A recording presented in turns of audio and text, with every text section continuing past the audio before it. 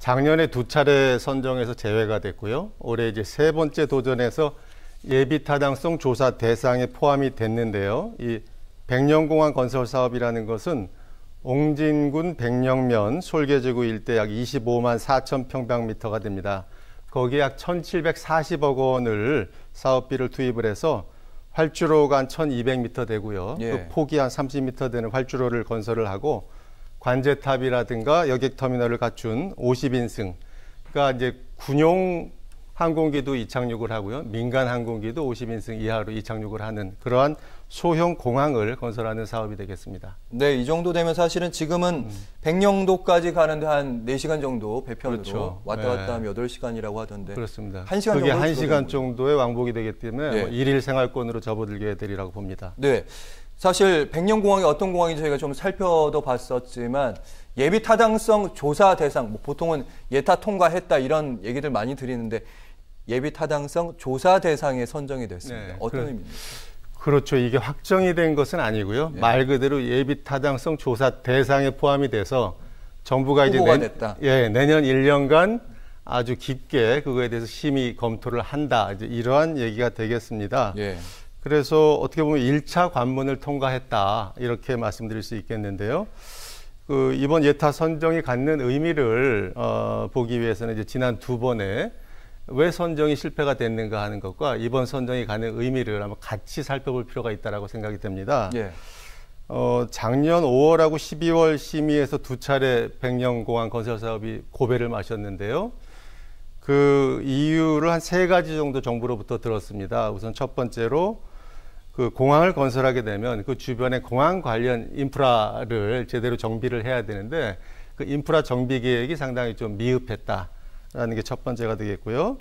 또 이러한 그 예타 분석에 포함을 시키려면 이제 여러 가지 수요, 뭐 이용객들이 상당히 많다, 뭐 이런 거를 얘기를 해야 되는데 정부가 보기엔 지나치게 좀 과대 포장이 되었다라는 게 2번째 이유가 되겠고요. 또 예. 3번째는 이러한 그 지방공항들, 예를 들면 흑산도라든가 새만금이라든가 이러한 공항들이 건설이 추진이 됐었는데 상당히 적자가 누적이 되고 실적이 부진했습니다. 그래서 그런 것도 작용을 해서 작년에 2번 고배를 마셨는데 이번에 이제 이런 것들을 교훈 삼아서 인천시하고 옹진군이 제대로 인프라 확충 계획을 마련을 했고요. 또 이제 백령도 일대의 뛰어난 관광 자원을 활용하면서 국내외 관광객 그리고 투자를 유치하겠다 이런 계획을 구체화시키면서 결국은 이제 국토부 수요를 기반으로 한 그 BC 분석이라는 게 있지 않습니까? 수익 대비 비용. 비용. 비용 편익 분석인데 그게 이제 1이 넘어야 기본적으로 검토 대상에 포함이 되는데 예.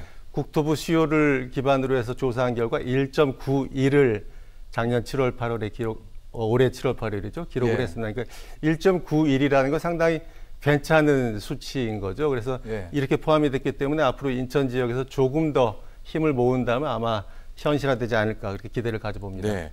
비용 편익 뭐 BC라고 하나요? 그 부분에서 높은 점수를 받았다는 점이 이제 전망을 밝게 하는 측면이기도 한데 예타 통과하려면 말씀하신 대로 한 1년 정도 기다려야 되는데 그렇습니다. 그러면 이제 지역 정치권이나 그렇죠. 여러 사회 단체, 시민 단체들 다 힘을 모아야 될 거 아니에요? 그렇죠. 어떤 활동하게 됩니까? 예, 그러니까 이제 말 그대로 여야 정치권이 힘을 모아야 되겠다 이런 생각이 무엇보다도 많이 들고요. 또 인천을 중심으로 활동하고 있는 많은 시민 단체들 지식인들도 역시 힘을 모아서 얘기를 해야 되겠다.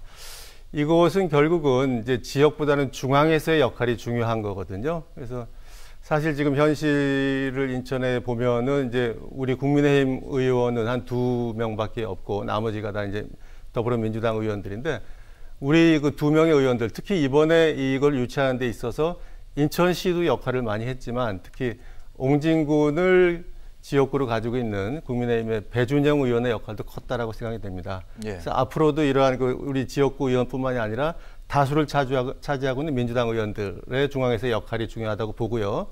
특히 내년 3월과 6월에 대선과 지방선거가 있지 않습니까? 네. 그걸 기반으로 해서 중앙에서 많이 역할을 하면서 필요하다면 양당 모두 백령공항 건설을 공약으로 구체화시키는 게 필요하지 않을까 그렇게 생각합니다. 네, 대선과 지선 그때가 중요한 기점이란 말씀이신데 예. 방금 정치권 얘기하셨는데 예. 박남춘 인천시장도 예.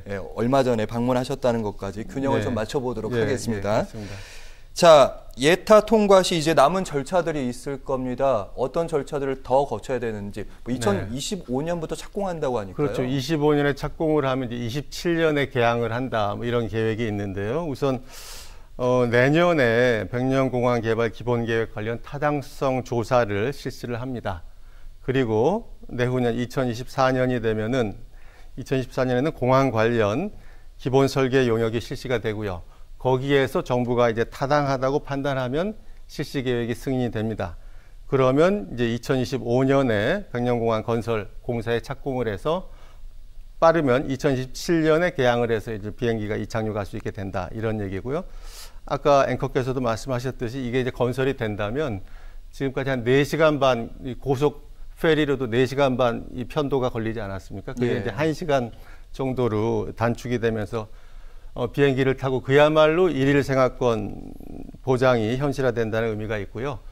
또 백령도와 그 인근의 대청도, 소청도 주민들 응급시에 굉장히 좀 큰 병원으로 옮기는데 굉장히 어려움이 있었거든요. 네네. 그러한 의미에서 굉장히 또 편의가 보장이 되리라고 생각이 되고요. 예. 그리고 이러한 그 백령도, 대청도와 같은 접경 지역이 좀 발전이 여러 가지 뒤떨어지고 했었는데 그런 것도 접경 지역 발전 차원에서도 굉장히 지역 균형 발전에 기여하지 않을까 생각이 되고요. 다중포석이란 말씀이네요. 예, 끝으로 한 가지만 더 말씀드리면 짧게만요. 백령도라는 게 가장 서해 북단에 있는 섬이지 않습니까? 해병대가 주둔하고 있고 예. 그런 의미에서 남북 간의 갈등을 해소하는데 이 백령도를 공항을 통해서 개발하는 것이 굉장히 도움이 된다 이렇게 생각을 하고 있습니다.